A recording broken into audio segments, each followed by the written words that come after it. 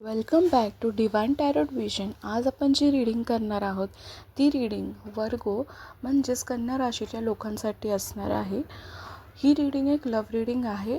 So ह्याच्यामध्ये तुमची आणि तुमच्या पार्टनरच्या फीलिंग्स जे आहेत ते आपण बघणार आहोत आणि तुम्हाला गायडन्स भेटेल की तुम्ही जे काही तुमच्या पार्टनरचे ॲक्शन्स असतील किंवा तुमच्या जे काही ॲक्शन्स असतील त्याच्यावरती तुम्ही काय रिॲक्ट केलं पाहिजे किंवा काय डिसिजन घेतला पाहिजे आणि तुमच्यासोबत ही रीडिंग रेझोनेट होती आहे की नाही हे तुम्ही एंडपर्यंत बघा. जो पार्ट तुमच्यासोबत रेझोनेट होतो तेवढाच पार्ट तुम्ही तुमच्यासोबत रिलेट करा आणि जे काय प्रॉब्लेम तुम्ही रिलेशनशिपमध्ये फेस करत आहात तुम्ही ते एंजल्सकडून गायडन्स मागू शकता या व्हिडिओ थ्रू. आणि या व्हिडिओला कनेक्ट होण्यासाठी या व्हिडिओला लाईक करा. सो सगळ्यात आधी हे व्हिडिओ जे बघत आहेत त्यांचे मी फीलिंग्स इथं बघू शकते आपल्या पार्टनरसाठी की मे बी स्टार्टिंगला तुमच्या रिलेशनशिपमध्ये असं झालेलं असेल की समोरच्या पर्सननी ना तुमचा ट्रस्ट जो आहे त्या व्यक्तीवरती तो ट्रस्ट ना त्या व्यक्तीमुळेच संपलेला आहे. असं काहीतरी झालेलं आहे की तुमचा ट्रस्ट त्या व्यक्तीने ब्रेक केलेला असेल स्टार्टिंगला. मग तुम्हाला असं फील होतं आत्ता की म्हणजे आपण समोरच्या व्यक्तीवरती एवढं ट्रस्ट ठेवूनसुद्धा जर समोरचा व्यक्ती आपला ट्रस्ट ब्रेक करतो आहे तर मग त्याच्यासोबत रिलेशनशिपमध्ये कसं राहायचं आणि त्याला सेकंड चान्स कसा द्यायचा. तर इथे मी तुमची एनर्जी बघू शकते की एकदम खूप स्टक एनर्जी आणि तुमचे विचारसुद्धा बरोबर आहेत की जर एखाद्या व्यक्तीकडून एखाद्या वेळेस चुकी झाली आहे तर परत त्या गोष्टींसाठी विश्वास कसा ठेवायचा. पण चुका या माणसांकडूनच होत असतात. जर तुम्हाला पटतं की तुम्ही त्या व्यक्तीला माफ केलं पाहिजे तर तुम्ही करू शकता. पण हे तुमच्या डिसिजनवरती डिपेंडेंट आहे. आणि समोरचा व्यक्ती असा विचार करतो की तुम्ही इतके शांत समजूतदार व्यक्ती आहात म्हणजे होता आधी, पण आता तुम्ही त्याच्या टोटली ऑपोजिट रिॲक्ट करता. तर त्या व्यक्तीला त्या गोष्टींनी खूप जास्त फरक पडतो. मे बी नेचरवाईज तुम्ही खूप शांत असाल.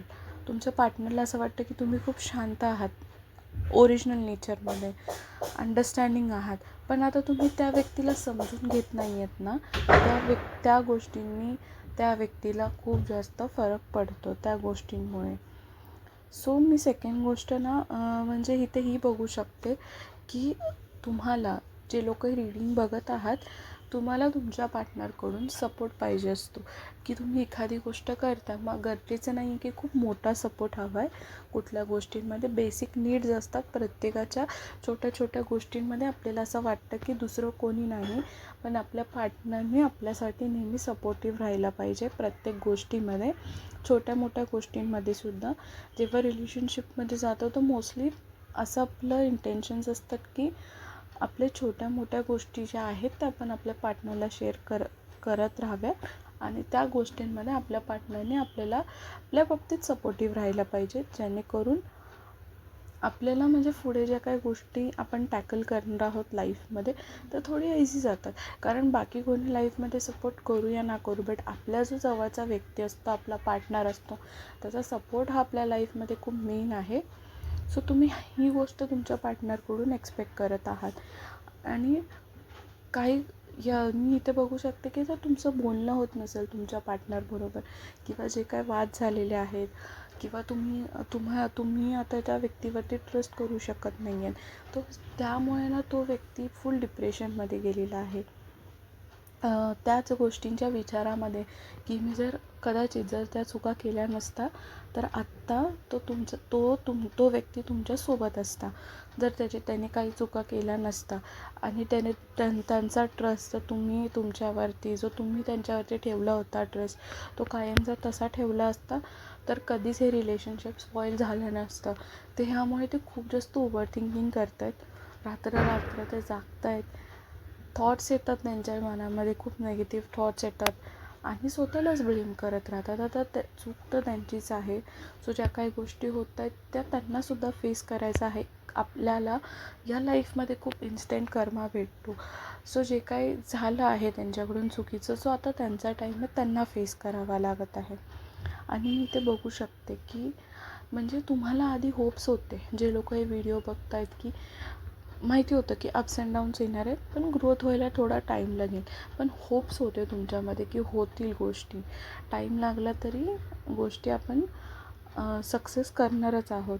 पण आता गोष्टी खूप अशा उलट्याफुलट्या झालेल्या आहेत तुमच्या लाईफमध्ये की तुम्हाला त्या व्यक्तीवरती परत ट्रस्ट करणं, त्याचा तुम्हाला जेव्हा गरज असते तेव्हा त्याचं ॲवेलेबल नसणं, या सगळ्या गोष्टींनी खूप फरक पडला आहे तुम्हाला. आणि तुम्हाला आताच पर्सनली आता असं फील होतं आहे की